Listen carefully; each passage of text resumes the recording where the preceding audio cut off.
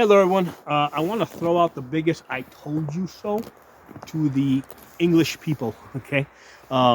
Because there's calls in England right now to ban a complete outright ban on swords. Okay, so for those of you that are not aware, medieval martial arts, sword fighting, is very popular in England. Okay, now for years I've speculated the reason why it's like popular in England is because they don't have any guns over there, right? They lost their gun rights or they gave them up. Okay, so people are naturally attracted to weapons and fighting. So since the English people don't have guns, they're like, okay, what's the next best thing that we can have? Okay, we're gonna get into swords. So swordsmanship, medieval martial arts, extremely popular in Britain. Now it's also popular here in the United States. But what generally happens in the United States is, there's some people like me that do both, right? Because to me, this and this are the same thing. Okay, they're both arms that can be used for offense or defense. Okay, so I do both, but most people in the United States, they only have the time and resources to devote to one or the other.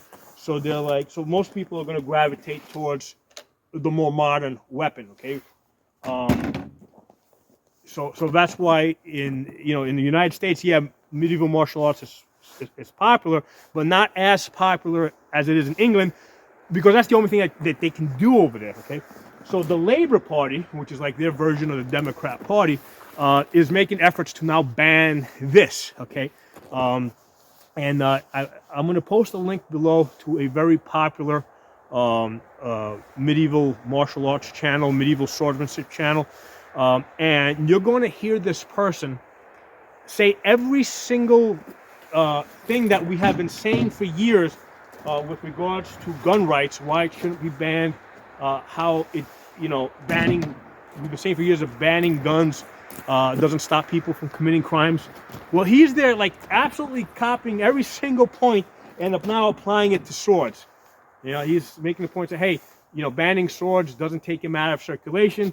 People that commit crimes are going to find some other weapon to commit their crimes, pointing out how swords are used in a very tiny percentage of crimes, how using a sword in a crime is extremely rare, which is exactly the same point that we've been making with AR-15s.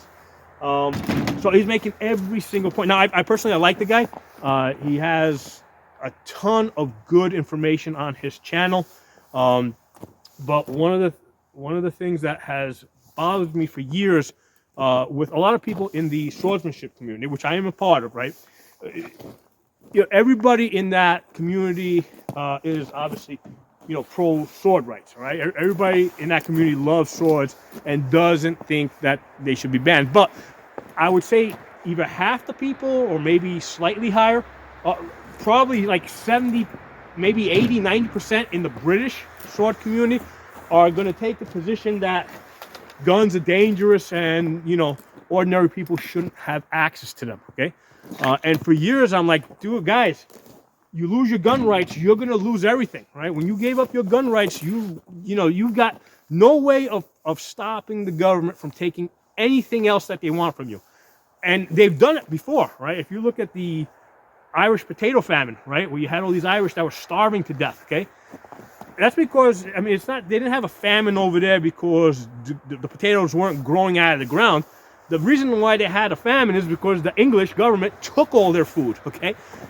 So once you lose your gun rights, you're going to lose everything. You've got no way of protecting anything, okay?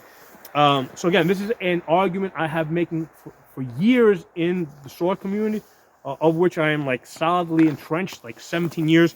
And I've posted tons of videos on my channel where I'm in armor, I'm doing sword fighting. I absolutely love the stuff.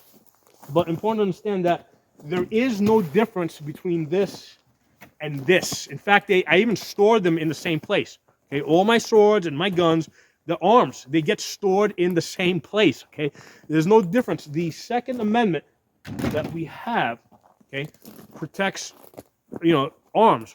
Okay, arms being anything that can be used offensively or defensively. Okay, short for armaments. Okay, and it protects all arms, past, current, or future. Okay. Now the interesting thing is that our Second Amendment, the Second Amendment itself, okay, like many other rights and laws that we have here in the United States, was actually based on an English version. Okay, because what happened at some point, they had a civil war over there, right? And I think it was like the Protestants versus the Catholics. And initially, I think the Catholics were winning, okay, and then the Protestants won. Right? That was a big thing over there. They were like these religious wars that they have. So what happened is, after the Protestants won, right, they passed this right that said that specifically the king could not disarm the Protestants, right? So all Protestants in England had a right to bear arms, but they had some exceptions in that, okay? So it basically said that the king, specifically mentioned the king could not disarm the Protestants. It didn't say that Parliament could not disarm them, so they left that open, right? And that's how the English ended up losing their gun rights, because the right that they initially had only protected them against the king. It didn't protect them against Parliament or the rest of the government. Okay,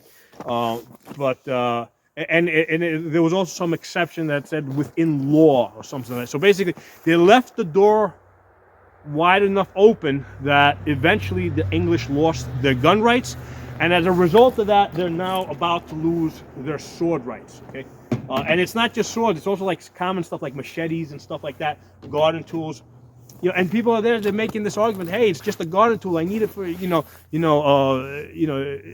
it's like the same thing that we've been all the same arguments we've been making here in the United States for years. Okay, so it's actually, I mean, it's funny, but it's not funny, but it's like, I told you so. I told you they were eventually going to go there, and it has what they still don't understand, right? And I want you guys to actually go watch this link to this video I'm going to put below. What they still don't understand, because one of the points that the guy keeps bringing up, that he keeps referring back to, banning the swords is not going to make people more safe. What they still don't understand is that these restrictions, whether it's gun rights or rather whether it's banning guns or banning swords or banning knives, it has nothing to do with safety. It has everything to do with control. Okay. The reason why they want to take the swords away now in England, right, is because it's further disarming the people, makes the people in power more powerful. Okay, so it's not about safety; it's about control. Okay, they want to control you, and this scares them just as much as this. Okay, so. Again, the biggest I told you so, right? And like I said, I've been part of that community for 17 years, and within that community, people are very divided on gun rights, right? And I've been saying, hey, this and this are the same thing. They take one, they'll take the other, and now they're seeing it. Okay, so drop some comments below, and again, go check out that video. It's insane how it's like this guy went to one of our gun rights videos, right? And almost like copied and pasted every argument that we make in favor of gun rights and is now applying it to swords. Thanks. Talk to you all soon.